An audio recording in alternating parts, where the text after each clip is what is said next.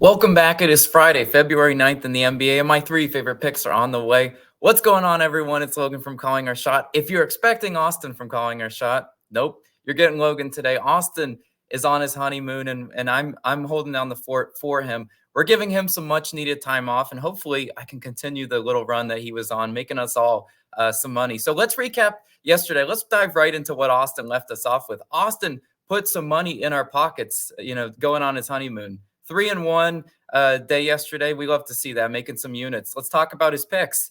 Anthony Davis, great call there. He hit his over in points. Same with Sexton, also great call. Giannis under 36.5 and Ant-Man 20 plus. Cash that one as well. The only loss for yesterday was Ben Simmons. I hate that guy. That unfortunately he did not come through for the 4-0 sweep. But you know what, Austin? Great work there. If you're able to watch this video on your honeymoon, I hope you aren't. I hope you're just completely unplugged. I know he won't be though, Austin. We love to see him, every day on these NBA videos. If you're not familiar with me, I'm not just some rando that Austin stuck on the video today. I'm Logan, and I normally do the MLB picks with him, but I also do follow NBA. I do bet NBA on the side as well with Austin. Austin and I text pretty much 24/7. We're always constantly talking about picks.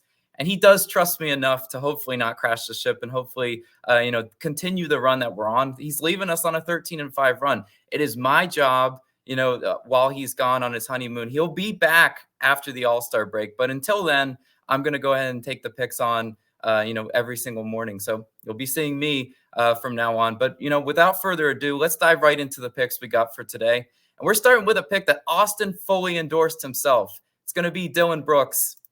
And we're taking his over 12.5 points, minus 125 odds on Bet365, currently your best value there. Now, if you're like, Logan, I got a 13.5 line. Yes, I would consider playing that. And I would play it for plus value because I did see it at plus value on FanDuel right before I'm recording this video. So if you do have the 13.5, that gets my stamp of approval. I think Dillon Brooks should be in a good spot there as well to hit that. Now, I did mention this is an Austin endorsed prop. Again, he had some time to sneak away from his wife and kind of look at some lines today. And he's like, I really like Dillon Brooks. And actually, he read my mind on this one. I really like Dillon Brooks as well. And so naturally, we have to add that to the card. You look at the stats. Brooks is over this line in 51% of the games. On the road, he averages 14.8 points per game, going over in 12 of 20 road games. That's a 60% rate. We got Fred VanVleet out in this game. He's supposed to be out, at least. That's what I'm seeing from the injury report. As we saw from Brooks's days in Memphis, when a star player on his team is out, he typically picks the slack up and is more aggressive. I expect him to once again be aggressive for us today. In 2 games this year with VanVleet out, Brooks has scored 25 and 23 points. The biggest part is the volume, right? 22 and 15 field goal attempts in those games. This season, when Brooks has attempted 10-plus field goal attempts, he's over this line in 17 of 21 such games, averaging 16.9 points per game. So the volume should be there. And when he has 10-plus field goal attempts on the road, he averages 19 points per game, hitting this over in 10 of 11 such games. I really do think the volume's going to be there, right? We can't go out and make the shots for him. All you can ask for is volume. And I do think this is a good volume spot for Dillon Brooks. Brooks also is from Toronto, right? I actually didn't know that. Austin's like, hey, remember, he's from Toronto. We know how emotional a player, Brooks can be. He's the bad guy. He's the villain. He's the guy, you always see those funny videos about chirping other players, chirping fans, whatever. He will be amped up to play back in Toronto, where he only gets to play once a year. I think this is actually a really good spot because you look at his last 4 games at Toronto, 25, 14, 17, and 25 points on 26, 11, 18, and 14 field goal attempts. Is there a narrative there? Yeah, it kind of seems like it is. I think he'll be once again inspired, to play some basketball today. And Toronto has struggled defensively in the last few weeks. Brooks should get the minutes and the usage to get us 15-plus points. I really do think it's a solid play. It's an Austin-endorsed play. So if you're like, Logan, I don't know you, I don't trust you, I'm not sure if I should ride. Well, I'm telling you right now, Austin is on this play, himself. He really does like it. And I think it's a great spot for our first player prop. Now, I said player prop. Well, you guys know Austin. He's a player prop guy. I am more of a spread better and player prop guy. I mix them both in. So let's talk about a spread, a money line that I do like. Our second pick, it's going to be the Kings on the money line, minus 112 odds on FanDuel, your best value there. Now, if I wreck the ship and I absolutely sell on spreads, Austin will take those keys away from me really quickly because he's so averse to betting spreads, totals, whatever. I am not, though. I'm not scared of it. I'm going to go ahead and take a shot on it. I think this is a really good spot. The Kings are coming off back-to-back losses. Most recently, a very embarrassing loss to the Pistons. You can't lose at home to the Pistons. They did that.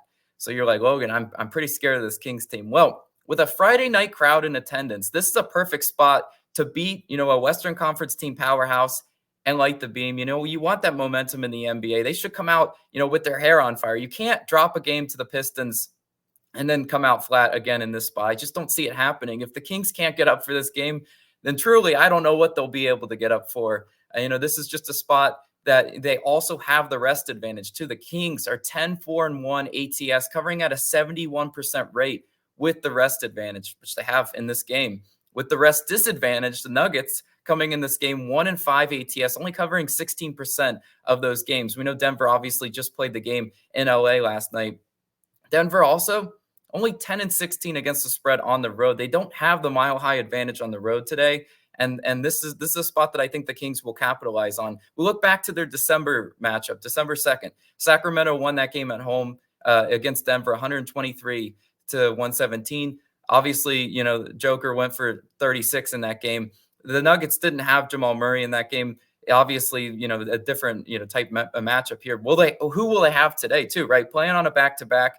Your guess is as good as mine. Who's in, who's out. But right now I'm looking at the injury report. Right now I'm seeing, they probably should have Jamal Murray. But does that affect my decision making in this one? No, because Jokic will get his, right? He always does. His points line is set to like 28 or 27.5 for a reason. He's going to get his. The question is, can the Kings role players really step up at home and shine in this one? I think they will. Look back to that last matchup. You have Kevin Huerter. He had 16 in their last matchup. We need production from him today. I'd be surprised if they're able to get this done without him having a pretty respectable game. And also Malik Monk in that last matchup had 26 off the bench. Look, I just think this is a great spot where the role players normally do step up at home in the NBA. And after playing the game last night in LA, is there a chance for tired legs for the Denver Nuggets? Of course, right? This is how kind of, the NBA has been working this year. You got a lot of teams that sometimes on the back end of a back-to-back just can't, muster up enough energy to try. I'm riding with the Kings to get it done for us tonight. And if they sell me, they sell me. But I just think this is a good spot for them to light the beam. You got the Friday night crowd, you got the rest advantage. I really do think the Kings get it done for us, as I think maybe the first spread pick on this channel this year. I don't know if Austin's even dabbled in spreads, but I'm going to go ahead and try my luck at it. So that leads us to our third and final pick. I'm taking Jalen Johnson of the Hawks over 15.5 points, minus 106 odds on FanDuel. Currently your best value there. Now let's talk about the spread and the total and everything in this one, because we want to frame the game properly. Hawks find themselves as 4-point road favorites. Over-under sits at 243.5. Obviously, you got a really high total. The books are expecting some points in this game, as am I, right? Obviously, you look at these two teams, defense sometimes, optional, especially, for the Hawks and even the Sixers without Embiid. But the fact that the Hawks do find themselves as road favorites, can we avoid, the classic blowout? Losing plays via blowout is just makes you rip your hair out, right? In the NBA, if you've been, betting it long enough. I think this game is close. I think it is competitive. I would be surprised if the Hawks just come in and blow out Philly, as would I be if Philly just blew out Atlanta. I just don't see that happening. Knock on wood, right? But we look at Jalen Johnson. Let's talk about the stats here. He's over 15.5 points in 17 of 25 games. That's 72% of the time with 10+ field goal attempts. He's had 14+ field goal attempts in 11 straight. So the 10 is actually being kind of conservative in this one. I think he's going to get a decent amount of volume. I think he's going to have, his chance to, make the shots. We can't make them for him, but I think he's definitely going to have the chance to be there. Embiid is out in this game. DeJounte Murray is questionable. If DeJounte Murray is out, obviously he should see increased usage, maybe a few more shots there for Jalen Johnson. But we also know Embiid is out. Less rim protection for Philly. That's a big loss for them offensively, but also defensively as well, because you got, B-ball Paul Reed, man in the paint. Am I as scared of him as Joel Embiid? No, not really. Right? I think Jalen Johnson should be able to drive and get some looks in the paint. Nick Nurse also is known for doubling primary scoring options. I wouldn't be surprised to see him at times double Trae Young, maybe leave Jalen Johnson in some advantageous spots to drive to the rim, top of the key, whatever, and have some open looks that way. We know kind of how this Philly team operates. And I think if you just look back to their last matchup, Jalen Johnson had 25 points against Philly in their January 10th matchup. Obviously, the numbers that are supporting this play, I think we stand a really good chance at cashing it. And in that game, they had a similar matchup for Jalen as the primary rim protector Embiid was out. So you had Paul Reed, man in the paint down there. Again, I think it's going to provide us some open looks. I think it's going to, if he's able to get to the free throw line, get us some points that way as well. I think he stands a really good chance at cashing. Jalen Johnson, a guy I think Austin picked not too long ago. I really do like his role with the Hawks. I think this number is not too high. When you're picking NBA points, I don't normally like to go fishing up in the 28 to 30 type point range on stars. I think there is value on a guy like Jalen Johnson who's just seeing increased usage, seeing a lot more shots come his way. Question is, can he knock down those shots for us? I do think he gets that done for us today. So that will do it for the picks. As we mentioned, I'll do a little brief recap. We had Dylan Brooks over in points. We had the Kings on the money line, and we also had Jalen Johnson over in points. Thank you guys so much for listening. I know, maybe you're used to a different voice. Obviously, Austin doing NBA all the time, but hopefully I'm able to man down the fort enough once he gets back from his honeymoon and deliver us some winning days. This is Logan from Calling Our Shot. See you guys back again tomorrow.